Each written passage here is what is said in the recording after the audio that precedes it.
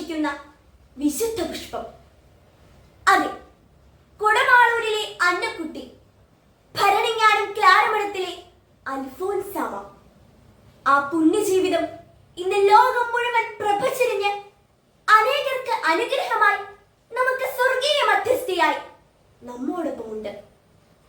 കുട്ടിയായിരുന്ന അൽഫോൻസാമ അന്നക്കുട്ടി ദൈവമാതാവായ കന്യകാമറിയത്തെ സ്വന്തം അമ്മയായി ഹൃദയത്തിൽ പ്രതിഷ്ഠിച്ചു. ഓരോ മെയ് മാസത്തിലും ദൈവമാതാവിന്റെ തിരുസ്വരൂപം അന്നക്കുട്ടി പ്രത്യേകമായി അലങ്കരിക്കും. വണക്കമാസ പുസ്തകത്തിലെ പ്രാർത്ഥനകൾ ഹൃദ്യമായി സ്വരത്തിൽ ചൊല്ലും. അതെ, ഉറച്ച വിശ്വാസവും പ്രാർത്ഥനാ ചൈതന്യവും ഉണ്ടായിരുന്ന അന്നക്കുട്ടിയുടെ നിഷ്കളങ്കമായ ഹൃദയം ഒരു വിശുദ്ധിയായി തീരണമെന്ന് തീഷ്ണമായി ആഗ്രഹിച്ചു.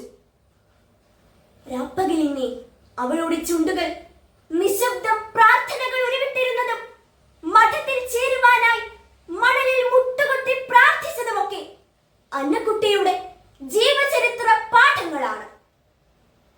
ധാരാളം സഹനങ്ങൾ അൽഫോൻസാമയ്ക്ക് തന്റെ ജീവിതത്തിൽ നേരിടേണ്ടി വന്നിട്ടുണ്ട്. രോഗങ്ങളും ക്ലേശങ്ങളും വല്ലാതെ നൊമ്പരപ്പെടുത്തിയപ്പോൾ അൽഫോൻസാമ നിരാശപ്പെട്ടില്ല, ഓടി ഒളിച്ചില്ല.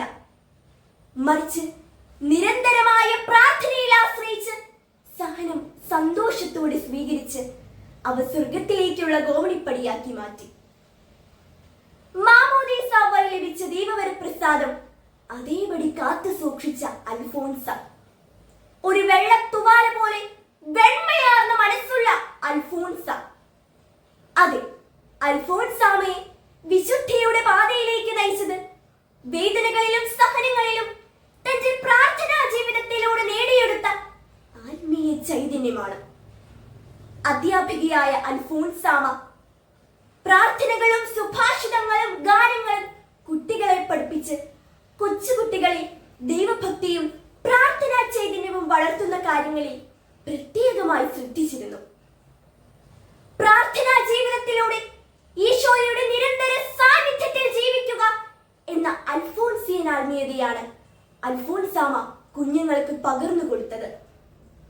അൽഫോൻസാമ അനുഗ്രഹം വർഷിക്കുന്ന അമ്മയാണ്, കുഞ്ഞുങ്ങളുടെ അമ്മയാണ്. അൽഫോൻസാമയുടെ വിശുദ്ധി ആദ്യം തിരിച്ചറിഞ്ഞ കുട്ടികളെ പോലെ നമുക്കും അൽഫോൻസാമയുടെ സന്നിധിയിൽ മുട്ടുകുത്താം. അൽഫോൻസാമയുടെ പ്രാർത്ഥനാ ജീവിതവും ആത്മീയ ചൈതന്യവും പ്രചോദനമാവട്ടെ.